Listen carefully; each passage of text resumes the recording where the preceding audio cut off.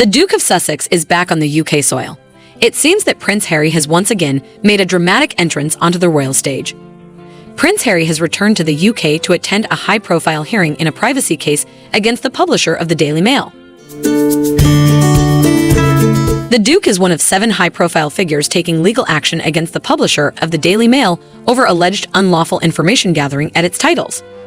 This latest legal battle sees the father of 2 joining a group of 6 other claimants, including Sir Elton John and Elizabeth Hurley, who have brought claims for misuse of private information against Associated Newspapers Limited. The group has alleged that they were victims of gross breaches of privacy, including the hiring of private investigators to secretly place listening devices inside cars and homes and recording of private phone conversations. The Duke's trip to the UK comes after a long absence since his grandmother's funeral last September and the release of his memoir in January. It's interesting to note that his arrival also happens to be just weeks before his father's coronation on May 6. As Prince Harry walked inside the building, the world watched in anticipation, wondering if this visit could signal a possible reconciliation with his family. His arrival comes just months after the release of his tell-all memoir Spare, which shed light on his struggles within the royal family and the reasons for his departure from the UK. The Duke's attendance at the hearing has sparked rumors about his future involvement with the royal family and whether he and his wife, Meghan Markle, will attend King Charles's coronation in May. While it remains unknown if the couple will attend, one can't help but wonder if this legal battle and their potential involvement in the coronation will be the first steps towards a reunion with the rest of the family. Only time will tell. According to Yahoo, Harry's appearance in court today was unexpected and is part of the Duke's stated ambition of making it his life's work to change the UK media landscape. Prince Harry's arrival follows a photo circulating on social media of him flying to London in a low-key polo top and baseball cap, emblazoned with "Coupe hair, don't care." Salty attitudes, bad habits, and a duchess trapped in a palace. When it comes to Prince Harry and Meghan Markle, it's hard to separate fact from fiction. Who could forget Meghan Markle and Prince Harry's wedding? Her 2 beautiful dresses, the star-studded guest list, and of course, then Prince Charles walking Meghan down the aisle. It was a bittersweet moment, as traditionally, the honor would have gone to her father, Thomas Markle. According to the Daily Mail, he was photographed in London just days before the wedding, prepping for the big day. Thomas was then hospitalized for heart surgery and would not be appearing at the wedding, as confirmed by a palace press release. But there were rumors that his absence was less about his health and more about a fallout with his daughter. Thomas reportedly had a few tense exchanges with Meghan and Harry after he was caught staging the paparazzi photos before the wedding. Further rumors circulated suggesting that Thomas had faked the heart attacks that led to his hospital visit. He denied the allegations to the Daily Mail, supplying medical bills for his treatment as proof. According to Us Weekly, Thomas has continued talking to tabloids about his daughter and the royal family for years. He even shared a personal letter Meghan wrote to him with the Daily Mail, in which she begged him to stop speaking to the tabloids. In 2021, Harry and Meghan successfully sued the newspaper for publishing the personal correspondence, according to the Washington Post. Thomas Markle told Good Morning Britain in 2021 that he's apologized to Meghan and Harry, but bottom line is I've never heard back from Meghan or Harry in any way, shape, or form. The Society of Tabloids loves to pit women against each other. So after Meghan Markle and Prince Harry announced their engagement, it was only a matter of time before Meghan and Kate Middleton allegedly became enemies. According to The Telegraph, which first broke the allegation, Meghan was said to have reduced her sister-in-law to tears during a bridesmaid dress fitting for Princess Charlotte. Tom Bower's explosive tell-all book, Revenge, further purported that at the core of the argument was a question of whether the bridesmaid outfits should follow royal protocol and include tights. It supposedly prompted immediate tears from Middleton. But in the now infamous CBS interview with Oprah Winfrey, the former Suits star insisted that the two fell out because Kate was in the wrong. Addressing the rumors that she made her sister-in-law cry, Meghan stated, "The reverse happened. And I don't say that to be disparaging to anyone." Meghan also stated that the week up to the wedding was difficult and added, "And she was upset about something, but she owned it and she apologized." As of 2022, tabloids have continued to stir the pot between the two. A year earlier, there were reports that the two had made an effort to amend any wrongdoing after Meghan gave birth to her daughter, Lilibet. But according to Us Weekly, we have yet to see them interact in public in a meaningful way. If they've buried the hatchet, then the reportedly complicated relationship between their respective husbands doesn't help matters. The rumor that Prince Harry and Prince William had a falling out has persisted for a long while. But as it goes, the exact details remain murky. While some think it started when William warned his brother against marrying Meghan, others believe the final straw for Harry was when William refused to speak up in his wife's defense. According to Stylecaster, there were online theories that William was leveraging the bad press surrounding Meghan to distract from his own rumored affair. But The Telegraph reported that Harry and Meghan's decision to move to the States and talk about the family's private lives with Oprah Winfrey didn't sit well with William. Oh, pretty rich coming from a ginger. While it's unclear exactly what happened, a look at William and Harry's body language at the many royal events of 2022 suggests that something went down.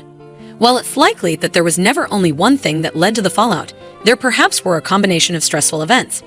And the relationship between the two princes certainly doesn't look promising at the moment. According to insiders, the once close brothers had grown into two very different men. Harry explained in the interview with Oprah that he and William, and we have a shared experience, but we were on different paths. a source told Us Weekly, William doesn't know who Harry is anymore, and the trust between them is strained. They'll never recover from the damage that has been done. It's been well rumored that Prince Harry was a party animal in his young adult years, and it would have hardly been surprising that a young, rich, and handsome man liked to blow off some steam on the weekends. But there was speculation that his penchant for partying had become a problem.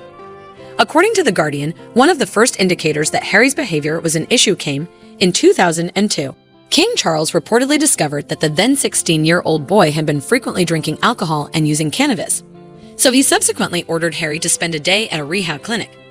In the intervening years, tabloids reported him getting into repeatedly questionable situations, such as the time he unfortunately dressed up as a Nazi for a costume party, or the time he was caught playing strip poker in Las Vegas. It wasn't until years later that Harry admitted that he'd had a problem with drugs and alcohol. In his Apple TV Plus docuseries, The Me You Can't See, he explained that it took him years to deal with the trauma of his mother's death. He began binge drinking at the weekends to cope. I was willing to drink, I was willing to take drugs, I was willing to try and do the things that made me feel less like I was feeling. I would find myself drinking, not because I was enjoying it, but because I was trying to mask something. As soon as Meghan Markle and Prince Harry got married, it seemed like the new Duchess didn't quite fit in.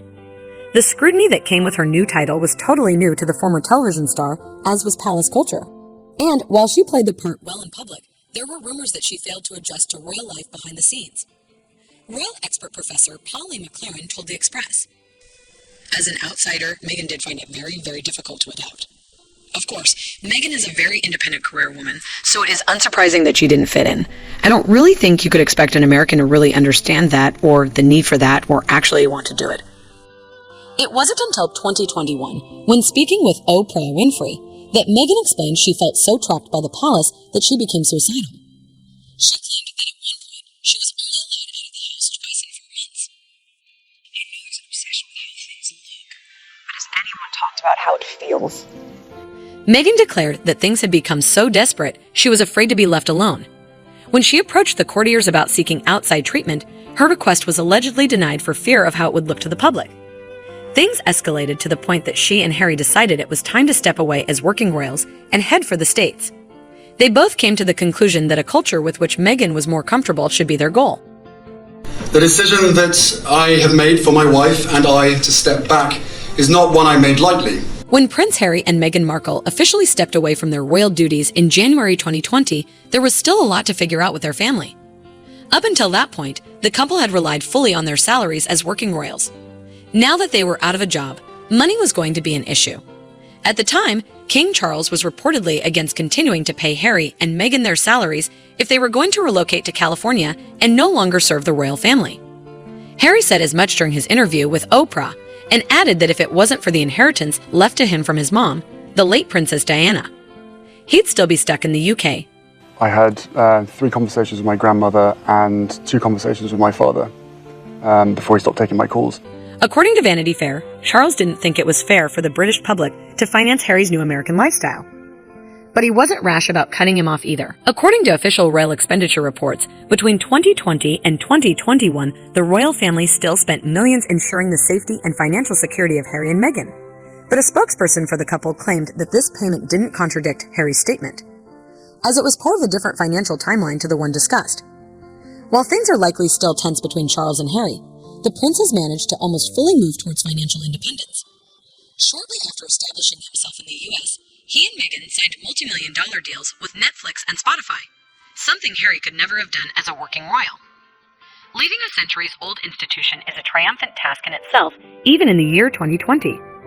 So when Meghan Markle and Prince Harry left the royal family, they reportedly dealt with tense negotiations between Queen Elizabeth II, King Charles, and Prince William, according to the Daily Mail. Harry and Meghan allegedly left without much notice before any clear understanding of their roles had been figured out. According to Town & Country, almost immediately following the birth of their first child, Archie Harrison Mountbatten Windsor, it was rumored that Meghan and Harry were considering rejecting a royal title for their son. But the truth may have been a bit more complicated. During their interview with Oprah Winfrey, the couple claimed that they indeed wanted a title for their firstborn because of family security and other protections. They alleged that long before Archie was born, the palace made the decision that he would not be getting one. Meghan told Winfrey that while she was pregnant, she was informed that the family intended to break royal protocol by denying Archie his title. She added there was no explanation as to why, and that she was troubled by the implications of the decision. She told Winfrey, The idea of the first member of color in this family not being titled in the same way. when his grandfather became king, rumors began swirling that Archie's title may finally be granted. As of this video, that hasn't yet happened. Soon after their engagement, Meghan Markle and Prince Harry began building a staff to assist with their daily lives and royal duties. Most of them reportedly didn't last long. In fact, they were rumored to have dropped like flies. Former tabloid editor of Britain's Daily Star newspaper, Dawn Neeson, told Page Six, "Once people join the firm, they tend to stay. The swift departure of Meghan's aides raised eyebrows because it was so unusual." This led to gossip that the couple was extremely hard to work for. When Meghan and Harry left royal life, people went on the record about their alleged experiences with them. And what they had to say was not favorable. Meghan was accused of being very demeaning to staff, with one individual claiming that so much as missing a call from the Duchess left them drastically afraid of the consequences.